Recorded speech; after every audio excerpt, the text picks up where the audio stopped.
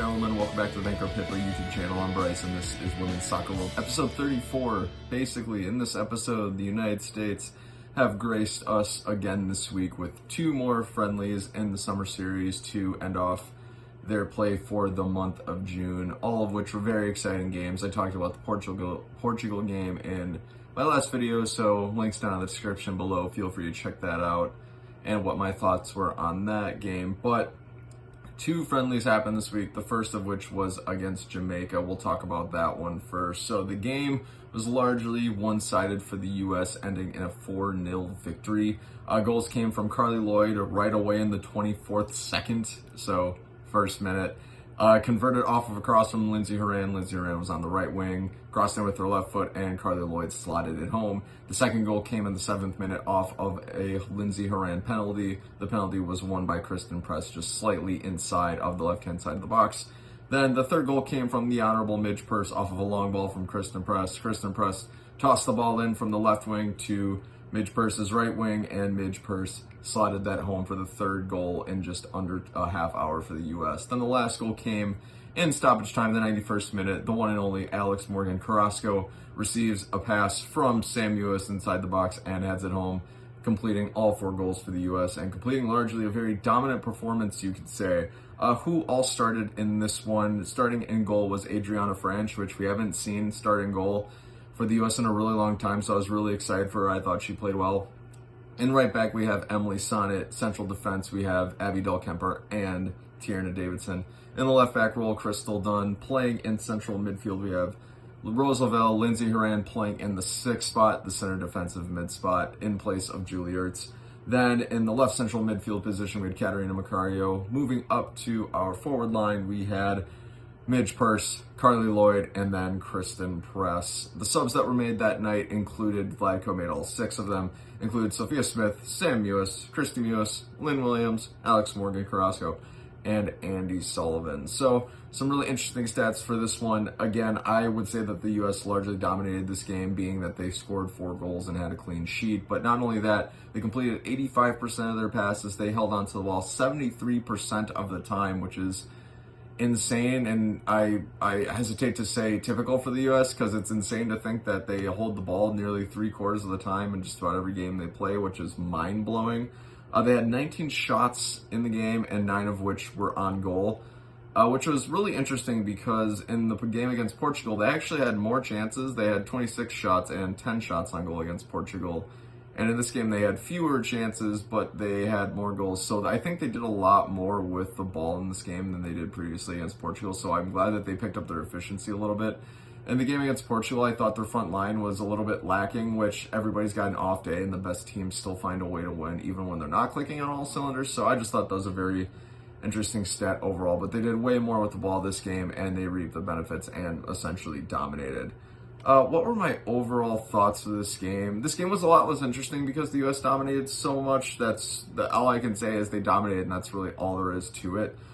It was really interesting seeing Lindsey Horan again play in that 6th spot where Julie Ertz normally plays. I normally think of Lindsey Horan as a central attacking midfielder, or I guess a center forward, you could say, whoever plays in the 10th spot.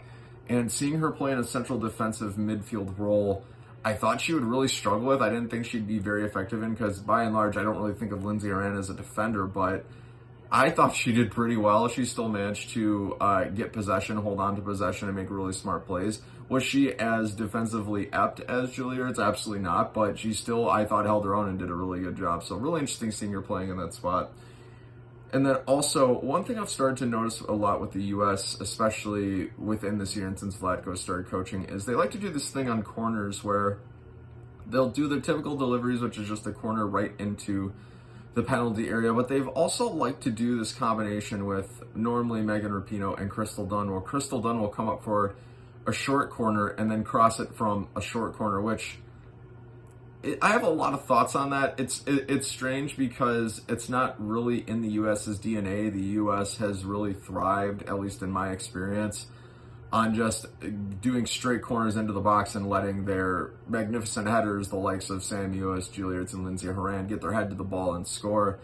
And seeing them do short corners, I guess it makes sense in one way because of the fact that you can lull your opponents into sleep by making them think that you're going to all the time just cross the ball straight into the penalty area. But by introducing the variability of taking a short corner, and with a player who's so good on the ball like Crystal Dunn, it can keep their opponents on their toes, which is kind of nice because then you keep from getting into a cadence and then keep from, I guess, growing and evolving. So in that way, it's good. But on the flip side of that coin, it's like, has it really been effective? I haven't run the numbers specifically on their corners since Coach Vlatko Andonovski has started with the U.S., but it would seem that it hasn't been quite as effective. And I think I have to temper my expectations with it a little bit because this is a relatively new tactic that the U.S. are using.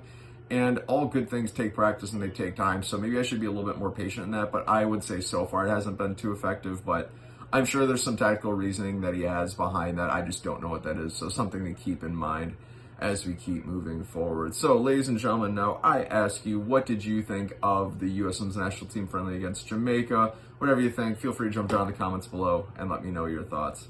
All right, so the last game of the week was actually the next friendly just a few days later, which was the U.S. Women's National Team taking on Nigeria. This game to me was a lot more interesting. It was also a bit more dicey. I know that the U.S., when they play against teams, have a tendency to, I guess, a lot happens. A lot of butting heads happens, a lot of tackles happens, a lot of fouls happen, a lot of players pick up knocks. And this game was no exception to that. There were a lot of players on the floor, cleats being stomped on and whatnot. It was really interesting, but overall the game ended in a score of 2-0.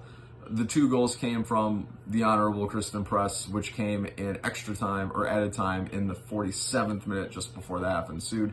She received the ball from Carly Lloyd and then off the bounce scored with her weak left foot on the left side of net. So I thought it was a pretty nice goal. And then Lynn Williams capped off the win by receiving a ball from Christen Press. Again, in stoppage in the 94th minute, she takes an extra touch, glides past the keeper, and slots it home, giving the U.S. their second goal and sealing the win. So this game was a lot more interesting, a lot more close. If I had to say where this lies in terms of the other games this week, I would say it was probably somewhere in the middle, the Jamaica game being the most boring and the most dominant, and the Portugal game being the most competitive and the closest. This game is right directly in the middle. It was a ton of fun, I thought, to watch, and it was really interesting seeing Nigeria play really well. And it's really strange that I say that they played really well because the U.S. held the ball for like 72% of the game. They had a ton of shots. Nigeria only had I think 1 shot on goal. And I still think Nigeria actually, in a way, held their own by and large, and they defended well. So really interesting seeing how standards change between team to team. But anyways, what was the lineup for this game? So we had Alyssa Nair starting in goal. We had Kelly O'Hara in the right back position. We had Abby Delkemper and Becky Sarburn partnering alongside each other in central defense. Then in left back, we had the Honorable Crystal Dunn. In central midfield, we had Sam Mewis and Christy Mewis with Lindsay Horan playing in that 6th spot once again. And then in the forward line, we had Christen Press, Carly Lloyd, and Megan Rapinoe. The subs that Coach Vlatko Andonovski made, again, he made all 6 of them this game, which makes a ton of sense. Lynn Williams, Katarina Macario, Tierna Davidson, Alex Morgan, and Emily Sonnett. So I guess I stand corrected. He only made 5. But if I'm mistaken on that, guys, feel free to correct me down in the comments. But one of the most interesting things I found between the lineup and the subs was Emily Sonnett, when she was subbed on into the game, she was subbed on in order to play that 6th spot. She played in the center defensive midfield position. And this is going to sound weird, but I actually thought she didn't do too bad in that role. Other than her getting a yellow card in the game, I thought that she actually held down that spot and was a little bit more natural for her, which I'm like, it was just interesting seeing a natural defender play in that spot. And then on the flip side of the coin, it was interesting, again, seeing Lindsay Horan, who's more of an attack-minded player, playing in a defensive spot. So Coach Vlatko's really mixing it up a little bit, and I'm excited to see if Julie Ertz can't play in the Olympics, who will play in that spot. My guess is Lindsay Horan, but could Emily Sonnett come off the bench and play in that spot? I guess time will tell. So really interesting sub, I thought, overall in that regard. Some stats for this game. Like I said earlier, the U.S. pretty much dominated this game with 72% possession. They completed 83% of their passes in this game, so they're completing almost all of their passes, which is nuts. And I guess in the world of pass completion, I guess you'd get to your elite pass completions when you're at 90% and above. And then your really awesome pass completion percentages are probably between 80 and 90%.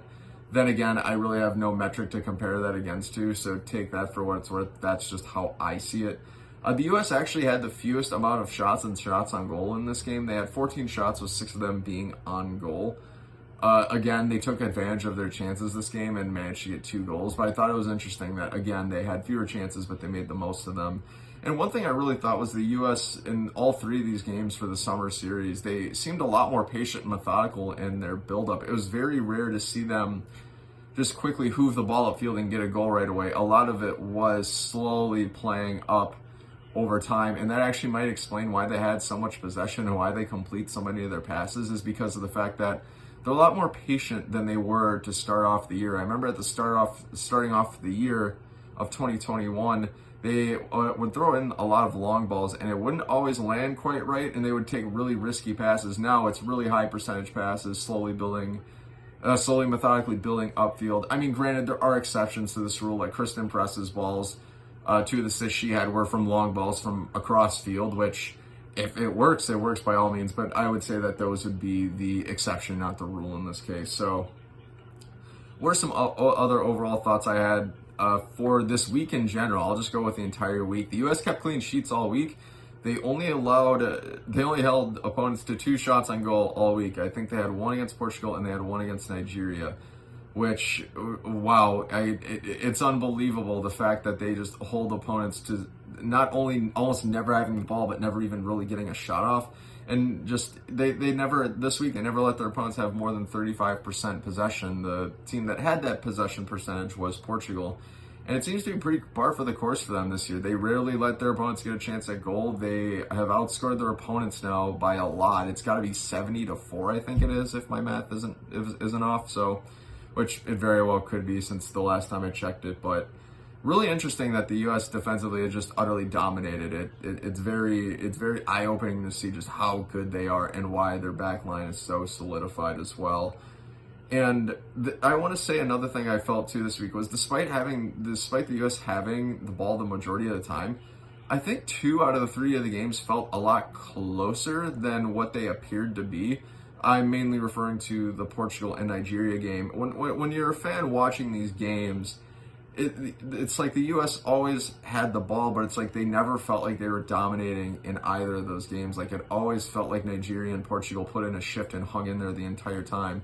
Did I think Portugal and Nigeria had a chance to win either game? Not particularly, no, but I think that a draw was in the cards against Portugal especially, and it was really weird having that feeling, just the feeling of having the game feel a lot closer than what it might have been on the field. So some food for thought there. I don't know if it has something to do with Julie Ertz being that really big presence in the midfield and just bossing everybody. I don't know if that has anything to do with it or not. And actually, with Julie Ertz being gone in these last few games, I'm surprised that the U.S. didn't feel her presence or her absence a lot more this week without her.